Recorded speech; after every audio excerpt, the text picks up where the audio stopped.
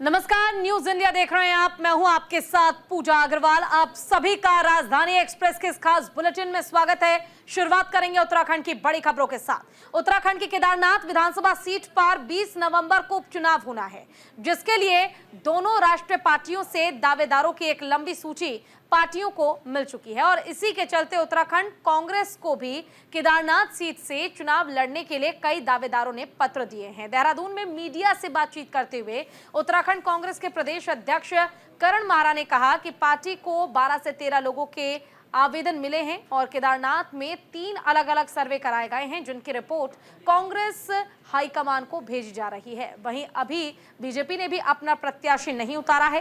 कांग्रेस की उस पर भी नजर टिकी हुई है। दोनों पार्टी एक दूसरे का वेट कर रहे हैं। उन्होंने 24 मार्च तक टिकट पर स्थिति साफ करने की बात कही है। नहीं, कोई परेशानी नहीं है। 12-13 लोगों के नामों पर डिस्कशन चल रहा है और कार्यकर्ताओं से भी बात हुई है। जो हमारे वहाँ सर्वे टीमें गई थी, 3 अलग अलग किस्म की सर्वे हुई हैं, उसमें तीनों की रिपोर्ट्स भी लगभग हमारे पास हैं। उसको वो रिपोर्ट्स का सुझाव जो है वो हाईकमान तक पहुँचाया जाएगा। चूँकि बीजेपी भी अभी अपने टिकट का अनाउंसमेंट नहीं कर रही है और वहाँ भी कैंडिडेट्स हैं और रार चल रही है, तो इन सभी पहलुओं को ध्यान में रखते हुए कांग्रेस भी अपना स्टेप लेगी।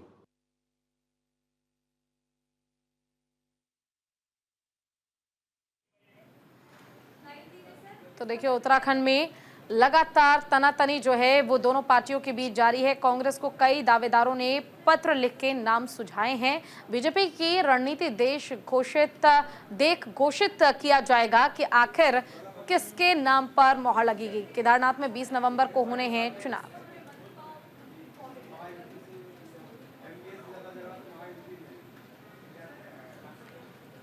तो देखिए, फिलहाल कौन होगा उम्मीदवार, इसके लिए नामों की सूची तो तैयार है, लेकिन मोहर किसके नाम पर लगेगी ये बड़ा सवाल। उत्तराखंड की केदारनाथ विधानसभा सीट पर 20 नवंबर को उपचुनाव होना है, जिसके लिए दोनों राष्ट्रीय पार्टियों से दावेदारों की एक लंबी सूची पार्टियों को मिल गई है और इसी के चलते उत्तराखंड कांग्रेस को भी केदारनाथ सीट से चुनाव लड़ने के लिए कई दावेदारों ने पत्र भेजा है। देहरादून में मीडिया से बात करते हुए उत्तराखंड कांग्रेस के प्रदेश अध्यक्ष करण माहरा ने कहा कि पार्टी को 12 से 13 लोगों के आवेदन मिले हैं और केदारनाथ में 3 अलग अलग सर्वे कराए गए हैं, जिनकी रिपोर्ट कांग्रेस हाईकमान को भेजी जा रही है। वहीं अभी बीजेपी ने भी अपना प्रत्याशी नहीं उतारा है।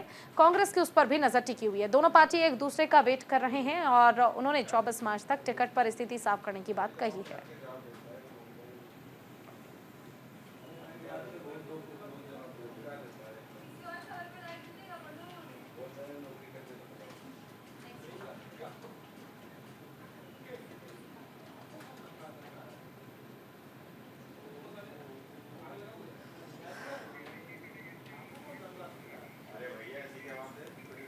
और अब खबर बागेश्वर से है, जहां पर कपकोट विधायक सुरेश गड़िया ने ग्रामीण स्तर पर संचालित पोस्ट ऑफिस में हो रहे वित्तीय अनियमितताओं का संज्ञान लिया है और मुख्यमंत्री स्तर से भी जिलाधिकारी बागेश्वर को कार्रवाई करने का आदेश दिया गया है।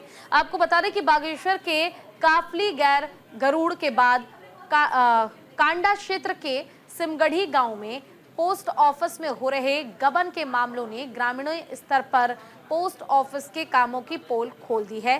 पोस्ट ऑफिस के माध्यम से केंद्र सरकार की योजना और सहायता का लाभ ग्रामीण स्तर पर ग्रामीणों को नहीं मिल पा रहा है। वहीं इसे लेकर कांडा क्षेत्र के सिमगढ़ी डाक खाने का पोस्ट मास्टर निलंबित भी कर दिया गया है।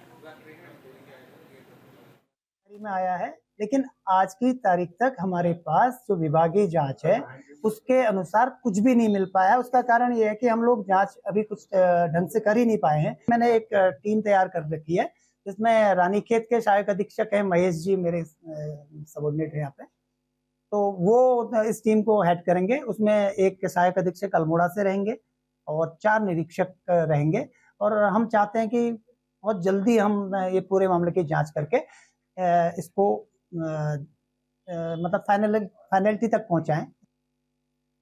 विधानसभा क्षेत्र कपकोट के दूरस्थ अंचलों में, गांवों में, जहां हमारे भारत सरकार का उपक्रम पोस्ट ऑफिस है, डाकघर है, उन छोटे छोटे काश्तकारों के द्वारा, गांव में रहने वाले संभ्रांत जनता के द्वारा जो डाकघरों में पैसा जमा किया गया था उसमें पोस्ट मास्टर के द्वारा वित्तीय अनियमितताएं की गई हैं, जिसके कारण से गांव के लोगों को बहुत कष्ट सहना पड़ रहा है।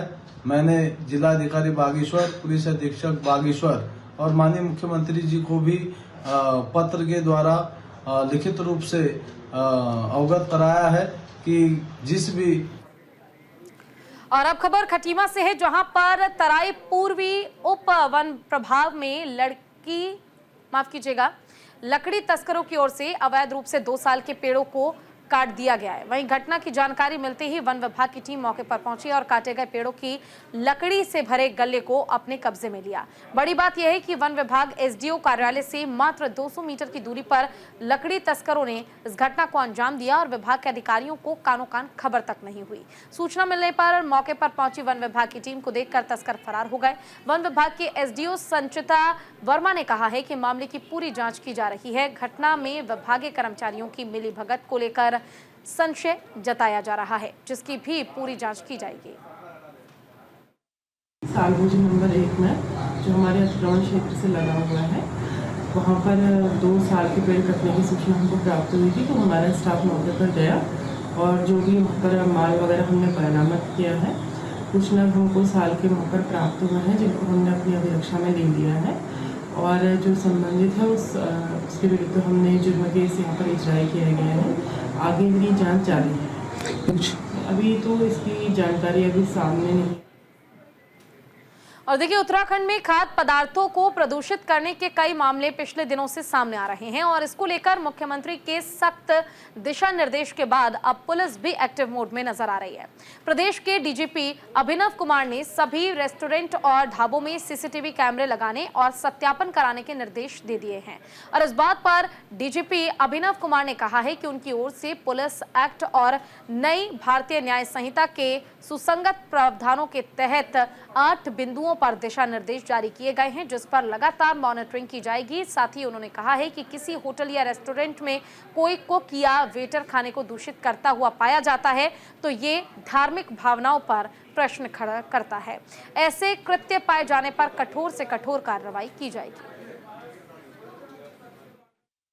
एक तो धार्मिक भावनाओं का प्रश्न है और दूसरा लोगों के अपना एक व्यक्तिगत मतलब सोच का और उसका भी प्रश्न है कि भाई ठीक है, आप अपने किसी परिवार के सदस्य की प्लेट से आप खाना शेयर कर सकते हैं, अपने किसी मित्र की प्लेट से खाना शेयर कर सकते हैं, उसमें या एक गिलास से कई बार होता है हम पानी भी पी सकते हैं। लेकिन अमूमन किसी अनजान व्यक्ति से या कोई अगर किसी होटल या रेस्टोरेंट में काम करने वाला कोई कुक है, कोई वेटर है, वो किसी खाने को मतलब जानबूझ के प्रदूषित कर रहा है तो फिर यहाँ पे लोगों की भावनाओं का भी, धार्मिक भावनाओं का भी और अदरवाइज भी भावनाओं का प्रश्न खड़ा होता है।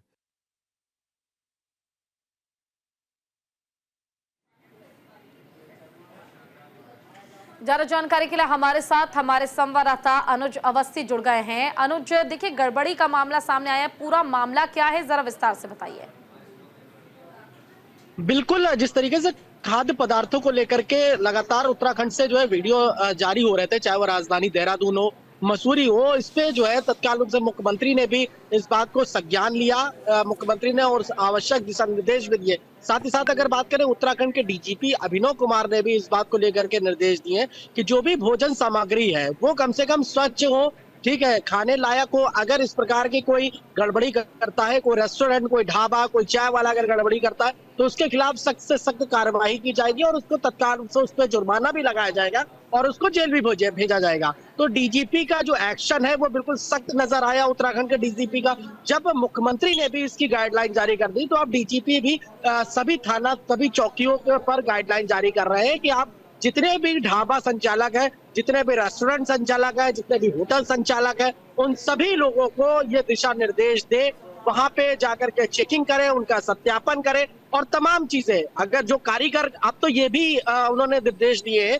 कि जो होटल संचालक के जो कारीगर हैं उनका भी सत्यापन करें कि वो कहाँ के हैं, कहाँ के रहने वाले हैं और यहाँ पे कैसे काम कर रहे हैं। तो उनका पूरा सत्यापन होना चाहिए और सत्यापन के बाद जो भी भोजन सामग्री ही परोस रही चाहिए। जी बिल्कुल, देखिए कहीं ना कहीं अब गड़बड़ी को कंट्रोल करने की पूरी कोशिश जो है, हर संभव प्रयास जो है वो किया जा रहा है, लेकिन बावजूद इसके अगर हम देखें तो कई ऐसे दुकानदार हैं जो अपनी हरकतों से बाज नहीं आते हैं अनुज। ऐसे में उन लोगों पर नकेल कसने के लिए क्या ठोस प्लान तैयार किया है पुलिस ने? क्या आपने अधिकारियों से बात करके जानने की कोशिश की कि आखिर आगे के लिए क्या प्लान तैयार किया गया ताकि उसे इंप्लीमेंट किया जा सके? और छोटे लेवल के भी जो दुकानदार हैं, जो कई बार होता है गली में जो दुकानदार होते हैं, ज्यादा बड़े पैमाने पर उन्हीं की ओर से मिलावट की जाती है, तो उन पर भी अंकुश लगाया जा सके। बिल्कुल, उत्तराखंड में जिस तरीके से 2 वीडियो वायरल हुए, जिसमें पहला वीडियो राजधानी देहरादून के रेस्टोरेंट का है और दूसरा वीडियो मसूरी में एक चाय की दुकान का है। दोनों जगहों पे जो है एक रेस्टोरेंट में थूक मिलाकर के रोटी बनाई जा रही थी और दूसरे चाय के ठेली में जो चाय है उसमें थूक मिलाया जा रहा था। तो ये जो थूक जिहाद का मामला, इस पे धामी सरकार भी सख्त है। और जब अधिकारियों से भी बात करी गई, जब न्यूज इंडिया ने डीजीपी अभिनव कुमार से बातचीत करी, तो उनका ये भी कहना है कि अब जो प्रदूषित है उस पर सख्ती की जाएगी, चाहे वो फूड डिपार्टमेंट हो, फूड डिपार्टमेंट की तरफ से हो, चाहे वो पुलिस की तरफ से हो, जितने भी रेस्टोरेंट, चाहे वो 5 स्टार होटल हो, चाहे वो 2 स्टार होटल हो, चाहे वो रेस्टोरेंट हो, चाहे वो ढाबा हो, इन सभी जगहों में सत्यापन होगा। वहां के खास तौर पे वहां के कारीगरों का सत्यापन होगा और जो खाद्य सामग्री, जो भोजन दिया जा रहा है, वो उसकी गुणवत्ता क्या है, इसकी भी जांच करी जाएगी। चूंकि जो लैब बनी हुई है फॉरेंसिक लैब में, वहां पर ये सारे खाद्य पदार्थ है वो जाएंगे और वहां की फॉरेंसिक लैब कि जो टीम है वो जांच करेगी। ग्राउंड जीरो पर इसकी सच्चाई, या कह सकते हैं कि इसे कितना सफल आप देख पाते हैं? क्योंकि थूक जिहाद हो या फिर इससे पहले ही दुकानदारों के लिए गाइडलाइंस जारी की गई थी। जब उत्तर प्रदेश में भी गाइडलाइंस जारी हुई तो उत्तराखंड सरकार ने भी उसे उत्तराखंड राज्य में लागू कर दिया। लेकिन क्या वाकई ग्राउंड जीरो पर जो दुकानदार हैं वो इसे मानते और गाइडलाइंस को फॉलो करते नजर आ रहे हैं या नहीं? बिल्कुल, चूंकि अभी तक ये मामले देवभूमि उत्तराखंड में नहीं आए हुए थे। उत्तर प्रदेश और गाजियाबाद और नोएडा के मामले जरूर दिखाई दे रहे थे, लेकिन जब ये मामले देवभूमि उत्तराखंड में आए तो मुख्यमंत्री समेत तमाम जो आला अधिकारी थे और साथ ही साथ पुलिस कप्तान के साथ साथ उत्तराखंड के डीजीपी तक, इन तमाम लोगों ने इस पे एक्शन लिया और ये एक्शन दिखता हुआ नजर आ रहा है। आप राजधानी देहरादून की कई दुकानों में जाकर के आप देख सकते हैं कि वहां पे जो है जो सत्यापन की प्रक्रिया है उसकी शुरुआत हो गई है। जितने भी बड़े रेस्टोरेंट्स हैं, जो ढाबे हैं, वो अब अपने रिसेप्शन के बाहर जो है एक नेम प्लेट लगा रहे हैं कि हमारे यहाँ इतने कारीगर काम कर रहे हैं, ये नाम है। और साथ ही साथ रेस्टोरेंट या ढाबे संचालक के मालिक, उनका भी नाम उसमें सामने देखने को मिल रहा है। साथ ही साथ डीजीपी भी अब इस मामले को लेकर के बिल्कुल सख्त नजर आ रहे हैं कि ऐसा रवैया देवभूमि उत्तराखंड में बर्दाश्त नहीं। शुक्रिया आपका इस तमाम जानकारी के लिए। अब खबरों में बढ़ते हैं आगे। खबर हरिद्वार से है, जहां पर हरिद्वार रुड़की विकास प्राधिकरण की टीम ने संयुक्त सचिव आशीष मिश्रा के निर्देशन में शनिदेव मंदिर के पीछे काटी गई कमल किशोरी नाम की बिल्डर की कॉलोनी पर बड़ी कार्रवाई की है। रुड़की विकास प्राधिकरण ने अनधिकृत विकसित की जा रही कॉलोनी में अवैध विकास कार्यों को हटाने का काम किया। वहीं HRDA की इस कार्रवाई से बिल्डरों में हड़कंप मच गया है। बता दें कि उत्तराखंड में लगातार अवैध निर्माण पर प्रशासन का बुलडोजर चल रहा है और इसी अभियान के तहत ये कार्रवाई की गई है। ने जिस सोच के साथ वहां सरकार बनाई,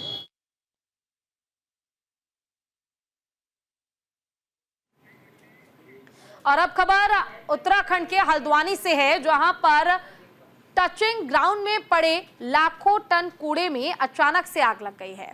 मिली जानकारी के मुताबिक अज्ञात लोगों की ओर से आग लगाई गई है। वहीं आग के बाद पूरे इलाके में दुर्गंध और धुआं फैल गया, जिससे आसपास के इलाके में लोगों के लिए सांस लेना दुभर हो गया।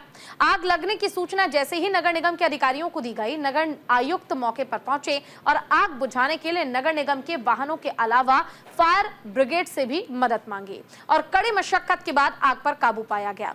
नगर आयुक्त विशाल मिश्रा ने बताया कि जिन लोगों ने भी टचिंग ग्राउंड में आग लगाई है, उनके खिलाफ सख्त कार्रवाई की जाएगी। इस कारण से कूड़े के ढेर में आग लग गई, इससे आम जनमानस को काफ़ी दिक्कत हो रही है। हम वहाँ पर विजिट किए हैं आज और हमने देखा कि हमारे टैंकर्स लगे हैं, लेकिन और टैंकर्स की आवश्यकता है। इसलिए हमने जो फायर डिपार्टमेंट है उसमें CFO साहब से बात करके और टैंकर्स की व्यवस्था के लिए कहा है, वो भिजवा रहे हैं। इसके अलावा निगम भी अपने जितने टैंकर्स हैं वो सारे वहाँ पर डिप्लॉय करेंगे। एक लॉन्ग टर्म प्रॉब्लम है वहाँ पर असामाजिक तत्वों द्वारा आग लगाई जाने की, तो हमारे कैमरे की लाइन भी काट दी है असामाजिक तत्वों ने, तो उसको भी आज हम लोग ठीक करवा करके दोबारा से करेंगे। सिक्योरिटी गार्ड भी लगाएंगे।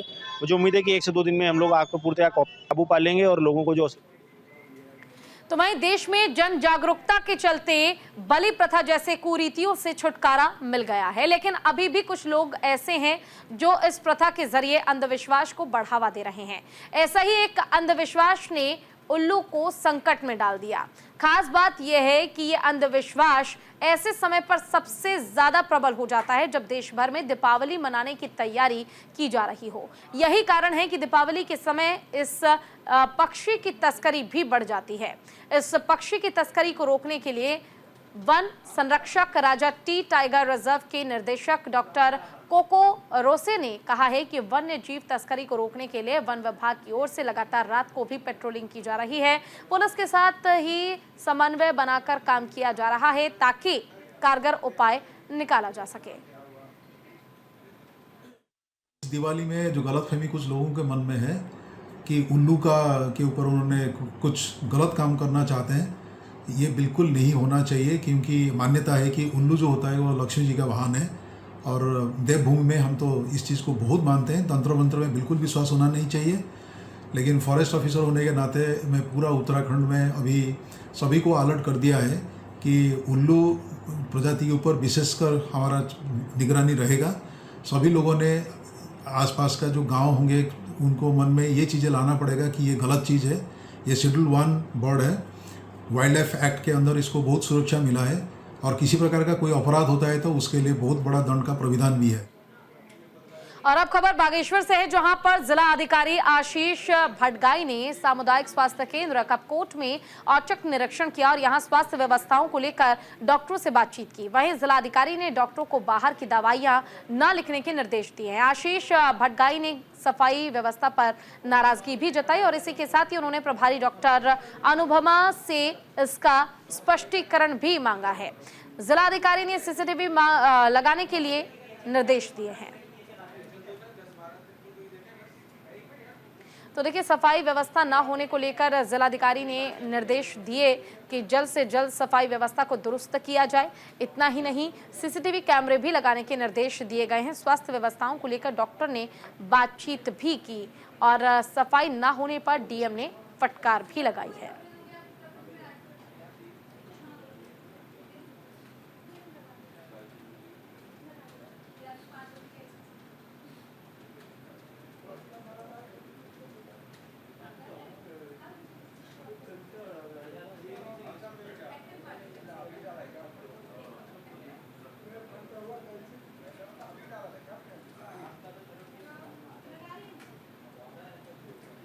तो देखिए, फिलहाल स्वास्थ्य व्यवस्था को लेकर डीएम ने सख्त निर्देश दिए हैं, डॉक्टरों से खास बातचीत की है। साथ ही डीएम ने कहा है कि अस्पताल में जल्द ही सीसीटीवी कैमरे लगाए जाए, इसकी व्यवस्था की जाए ताकि जो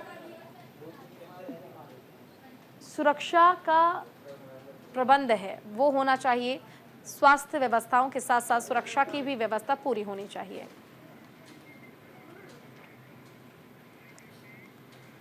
और देखिए, देहरादून को नहीं मिली है दीपावली स्पेशल ट्रेन। हरिद्वार से चलेगी 2 अतिरिक्त स्पेशल ट्रेन। सभी ट्रेनों में सीटें फुल है। वेटिंग लिस्ट काफी लंबी है। हरिद्वार से हावड़ा के लिए चलाई गई ट्रेन, हरिद्वार से मुजफ्फरपुर जा सकेंगे यात्री। तो दीपावली पर्व के लिए देहरादून से कोई स्पेशल ट्रेन नहीं चलेगी। रेलवे ने 2 अतिरिक्त ट्रेनें हरिद्वार से चलाने का निर्णय जरूर लिया है। इनमें एक ट्रेन हरिद्वार हावड़ा स्पेशल है, जबकि दूसरी हरिद्वार से मुजफ्फरपुर के लिए चलाई जाएगी। बता दें कि गर्मी की छुट्टियों में देहरादून को 2 स्पेशल ट्रेन मिली थी और इनमें देहरादून से एक ट्रेन जो है वो हावड़ा तक, तो दूसरी मुजफ्फरपुर तक चलाई गई थी। अब त्योहारी सीजन शुरू हो चुका है।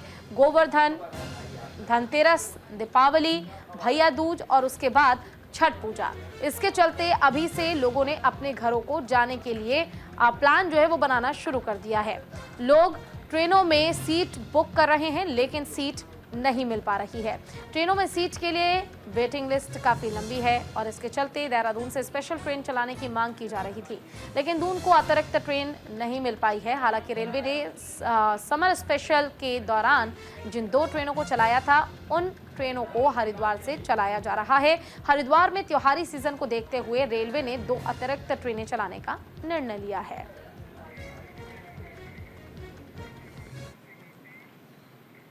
और इसी के साथ फिलहाल के लिए राजधानी एक्सप्रेस में मेरे साथ इतना ही। नमस्कार।